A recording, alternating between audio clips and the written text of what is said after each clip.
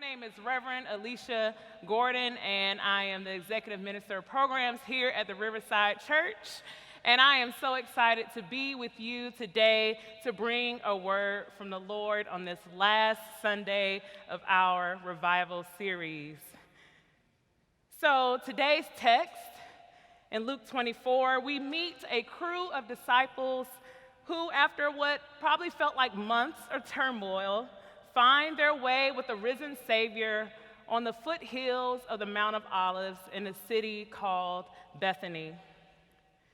These disciples who learn of Jesus' resurrection and subsequent appearances to various people across Jerusalem encounter Jesus with bewilderment, confusion, shock.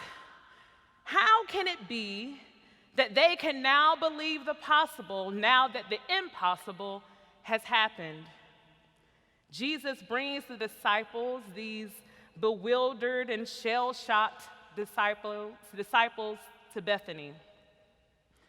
Jesus, who had spent 3 years teaching and preaching and healing and turning the social, political, and religious norms on its head, pushing for inclusion and equality, trying to forge a new way, a new possibility, was ascending to heaven, leaving the disciples with the task of carrying the work forward. Jesus takes the disciples away from where the challenges of limited possibilities live to a place called Bethany.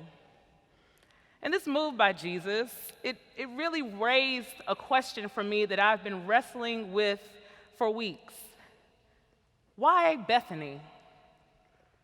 Jesus had conquered the grave. He had made a mockery of the naysayers, those who sought to question his authority, those who tried to set him up, those who relished in his downfall. Those people were in Jerusalem.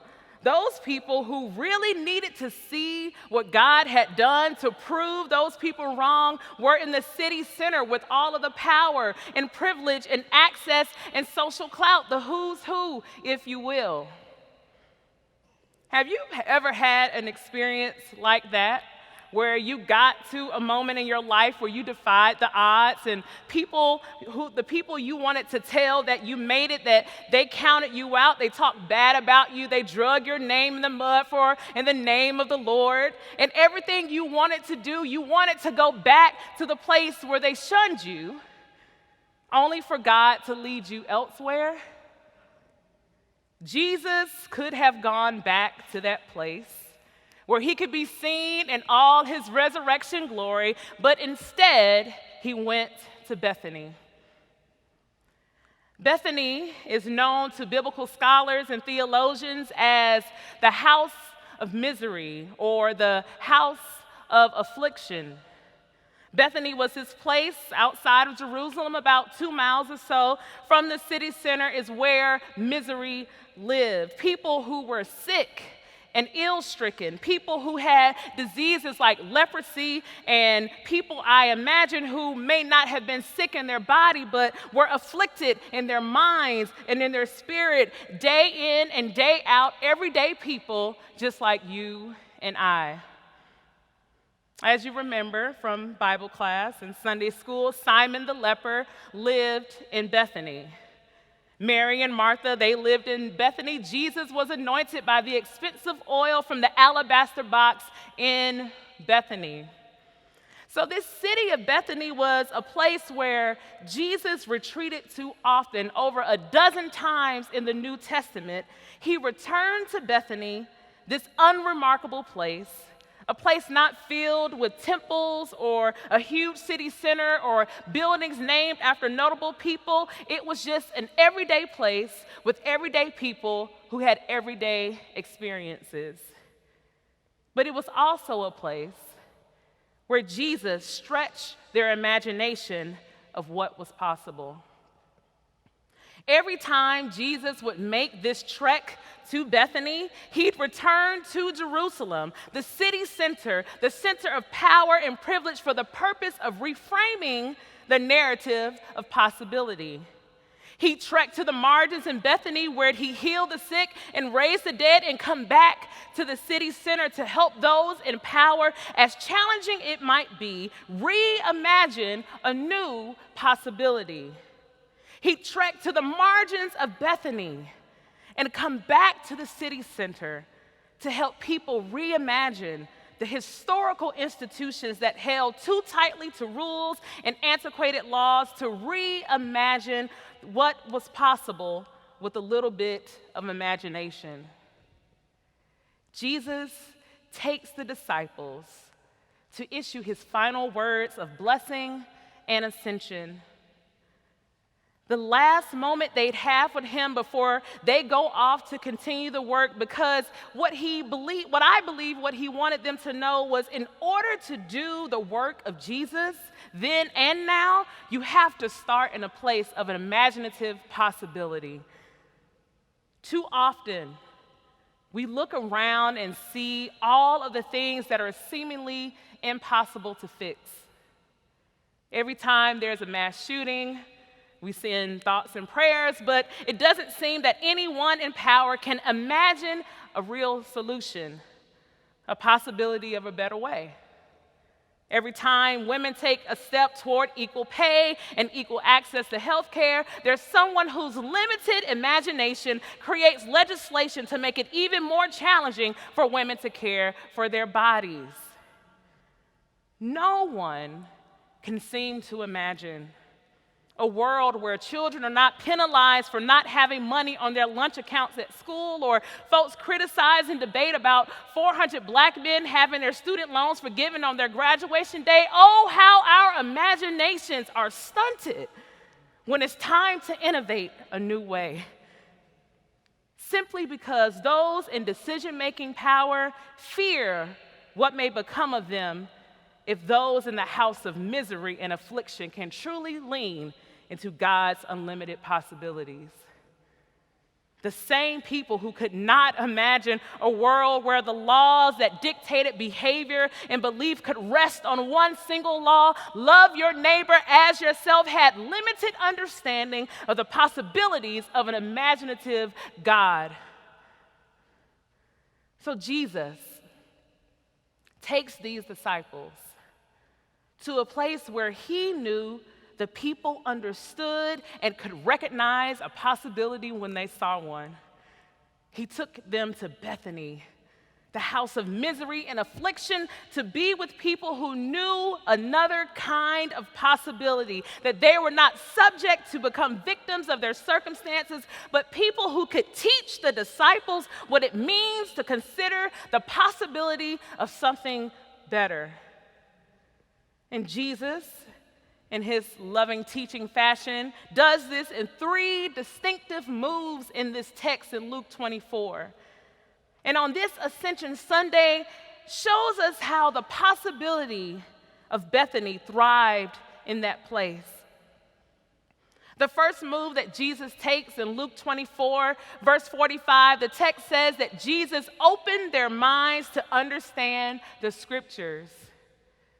The first thing that we have to do to understand the power of possibility is that we have to open our minds.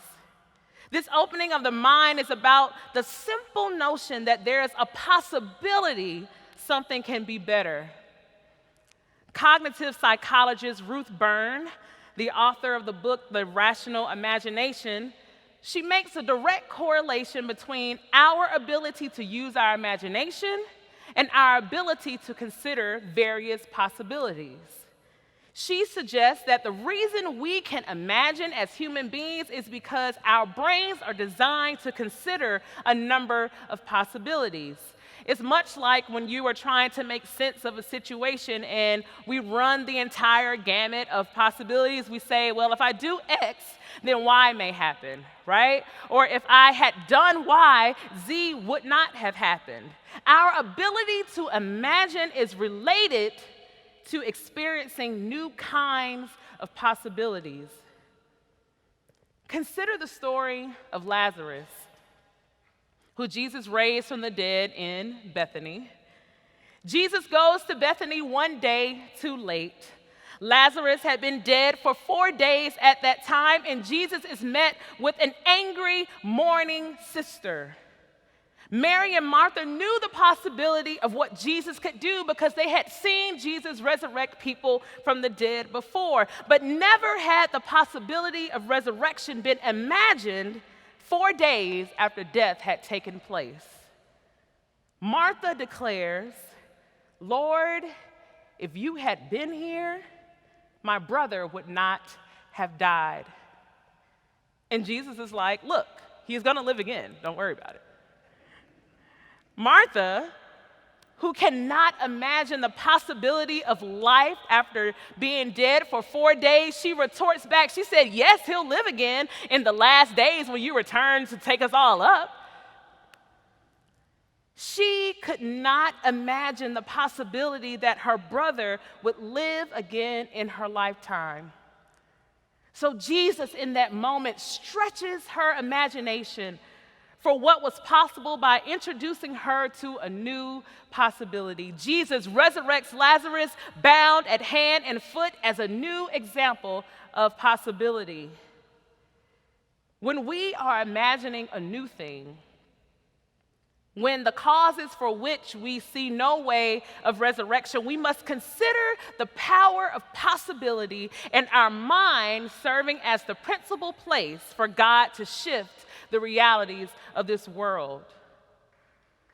That's all right. The second move that Jesus makes to foster possibilities in this Bethany kind of place is when Jesus tells the disciples, "You are witnesses to these things."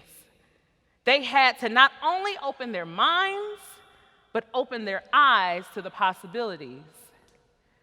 Jesus' move to take the disciples to Bethany opens their eyes to what happened there so they could bear witness in places like Jerusalem.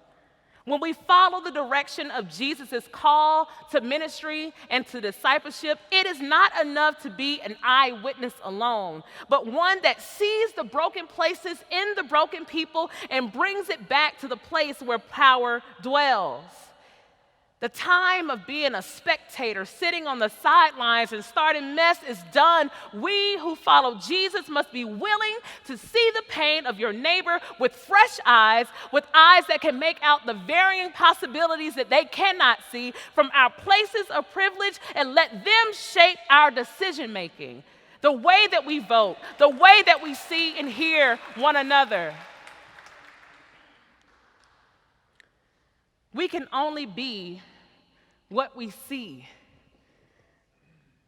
Growing up in a working class family in East Atlanta, Decatur, Georgia to be exact, many of us had a very limited understanding of what it meant to be young and black and anything other than what we saw in our communities. More importantly, growing up in a Southern Missionary Baptist church where women couldn't preach, wear lipstick, or pants, my eyes had not been open to the possibility that women could stand in pulpits and preach the gospel. Oh, but there came a day. There came a day when I saw women in pants preaching the gospel of Jesus Christ in their full, most authentic selves, and it changed what I imagined was possible for me. How do we live lives in such a way that those who cannot see themselves leaning into the fullness of God's imagination begin to see a new possibility?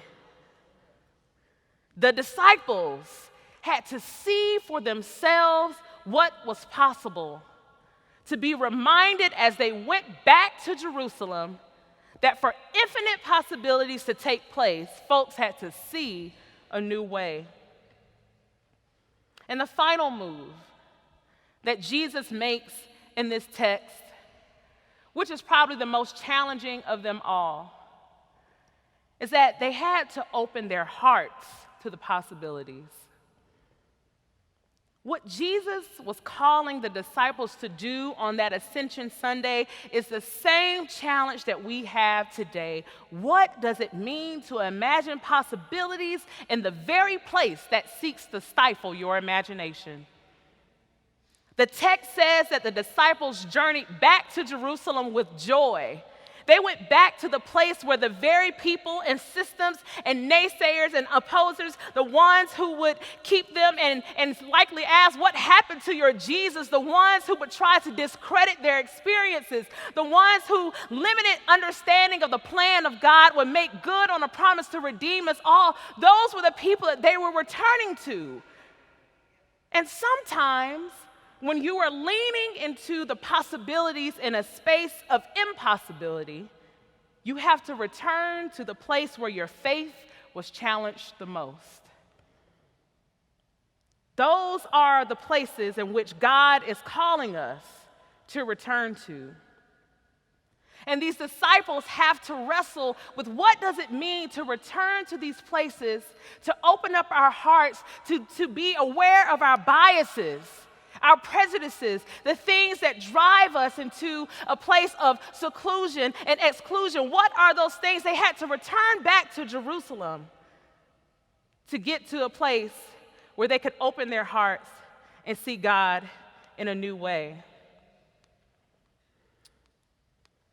Sometimes, when you are leaning into the possibilities in a space of impossibility, there are those who will try to steal your joy, steal your laughter, steal your purpose, steal your imagination. They'll try to shrink the numbers of possibilities at your disposal, but we go back with joy in our hearts because our minds and our eyes have been made to understand just a fraction of God's brilliant plan. And I imagine that this is the most challenging part of it all, to open our hearts to those who have said that our lives do not matter. To those who insist on creating policies that put children in cages and their parents in prisons, to sit with those who are on the pew with us Sunday to Sunday, trying to figure out a way to make it difficult for you to experience God's beloved community because you look or dress differently. The opening of the heart's imagination is one that calls for us to deal with our own biases, our own prejudices, our own failures in loving others as God has called us, because we put so much weight on what our proverbial Jerusalem does or doesn't do. We forget that our work begins and ends in Bethany.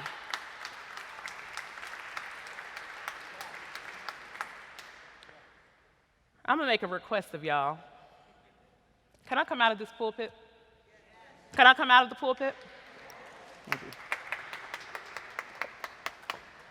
Jesus' ascension was a return to God, and it was the culmination of his earthly work. But Jesus left us with instructions. I'm going to come on down. On how to imagine new possibilities. He went to Bethany, and he calls us to become a Bethany kind of people and a Bethany kind of place. Because even in a place of misery, even in a place of affliction, we are called to see and be people who imagine new possibilities. And despite what those people called them, despite what they knew to be their realities, they imagined a new possibility with God. And it doesn't mean that the road is easy or that there are these particular guarantees, but it does mean that the power of possibility is rooted in creating a Bethany kind of place. To imagine the possibilities, we must be willing to leave our places of comfort, the pulpit, the choir stand, the walls of this church, to find our way to the Bethany places around us and in us, where we live in community with people who are experiencing the impossible happening every day and being willing to weep and mourn, break bread, and rejoice.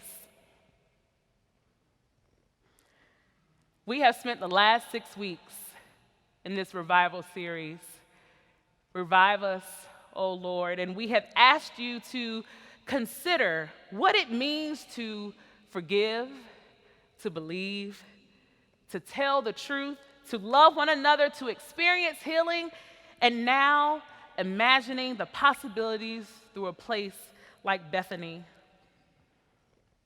For Jesus, Bethany was a place where people knew who he was, they knew his story, and I believe that's why he was always drawn there, always returning to a place where he was understood, a place where he too learned how to forgive, to believe, to tell the truth, and to love one another, to experience healing, and to imagine the possibilities.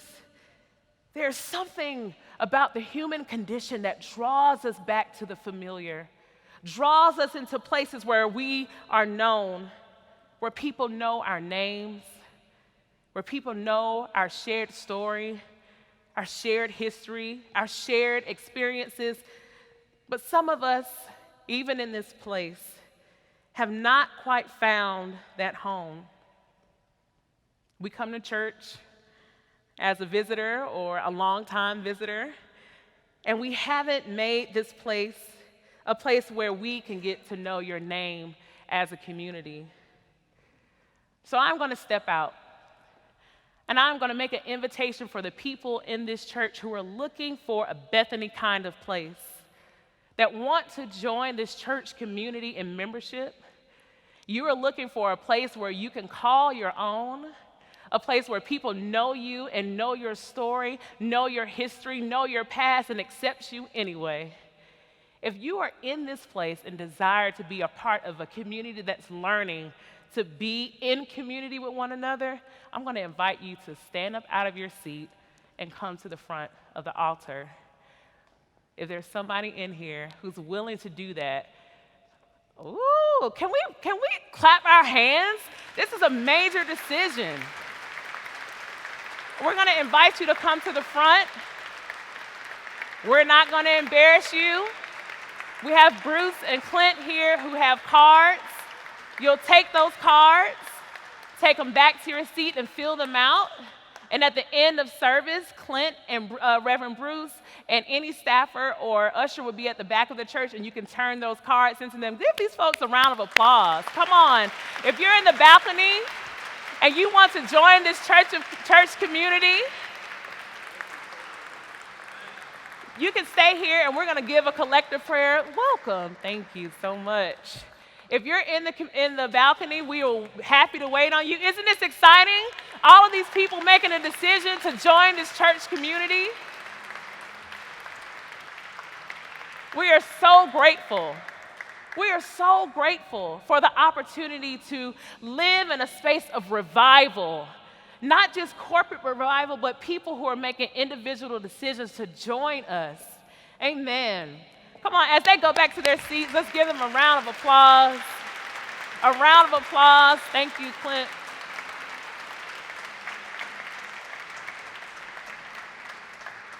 Thank you so much. I have my colleague here, Reverend Rachel Johnson, who's going to do what we've done every week of this series and testify to God's goodness. Amen.